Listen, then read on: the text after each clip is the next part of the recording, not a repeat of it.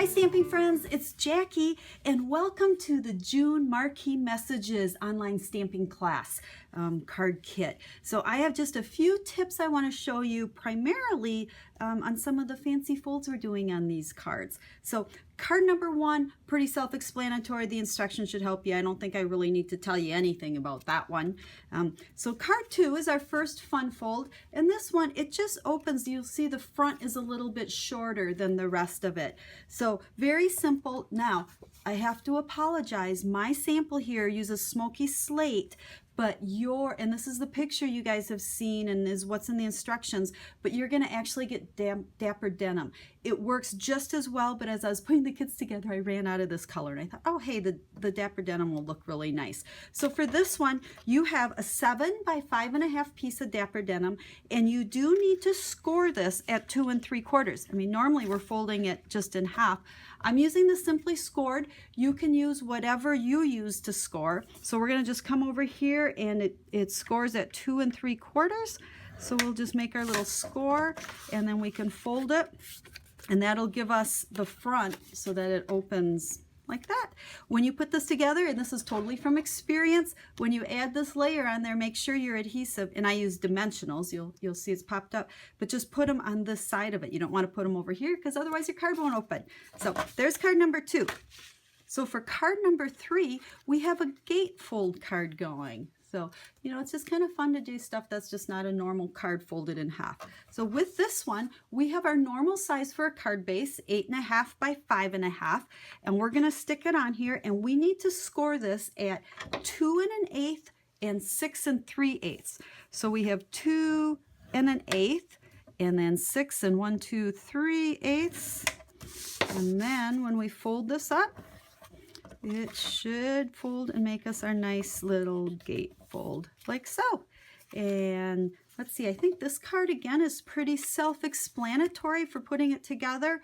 You'll stamp your whole image on here first in black, but then these two pieces, stamp them. You have a whole half sheet of scrap paper for all the colors you need. So just stamp and cut out the arrow, cut out the banner at the bottom here, and then make sure you pop those up with dimensionals. And then this layer again is up with dimensionals. You know, we're trying to get as much dimension as we can.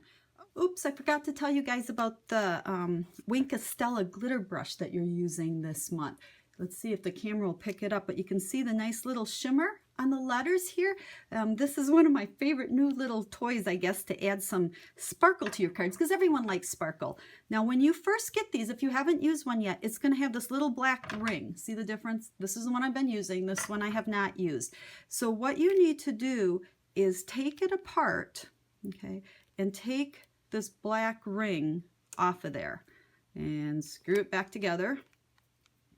That is what protects it from leaking, you know, once they manufacture it and put it into shipping. So put the cover back on, shake it up a little bit, and then you'll notice it says push right here. You're going to be squeezing it and kind of pumping it a little bit to get the glitter flowing out the end. Once you get it started, you don't have to do that all the time, okay? It'll just naturally flow out of there. So let's go back to the one I've been using. You can see that the tip has all the sparkle and glitter on there already. But to use it, all you're doing is painting with it. So we'll just add another layer on here and really get it sparkly, just like so. And it dries really quick, and it gives you just a really nice little shimmer sparkle. So I added on this one to the UR. On the second card, let's see if we can pick it up there, but I have it on the It's Your. Okay, I just kind of colored in, just like I was using an aqua painter. And then on this one, I had a lot of fun because it's on the It's Your, but I also, on all of the circles here, I kind of dabbed it on each one, so it makes them look like lights. Okay. And then, again, I'm not sure the camera is really picking it up, but when you do it, you will definitely see the nice little sparkle that you get. So that was 3 cards. Now, card number 4. This is a fun card the way it opens. You'll see that this part will open up, and then we're going to open up here for our inside. And this is kind of tucked in there, okay? So a couple of tips for putting this one together. Okay, first off, your main card base, you're going to just fold this in half. If you like to score those as well, it's at 4 1/4. So we'll score that one, fold it in half. Okay, now this is our inside piece, so we're going to just set those aside for a second. You will have a piece of early espresso.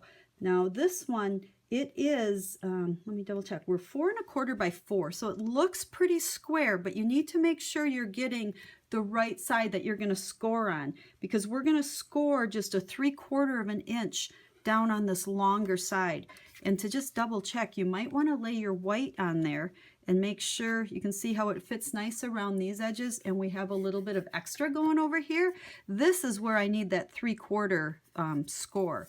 So we'll just stick it on here, and we'll go to 3/4, and we're going to just get a little flap that folds there. So when we put this card together, okay, let's go back to our card. You notice it opens and it opens.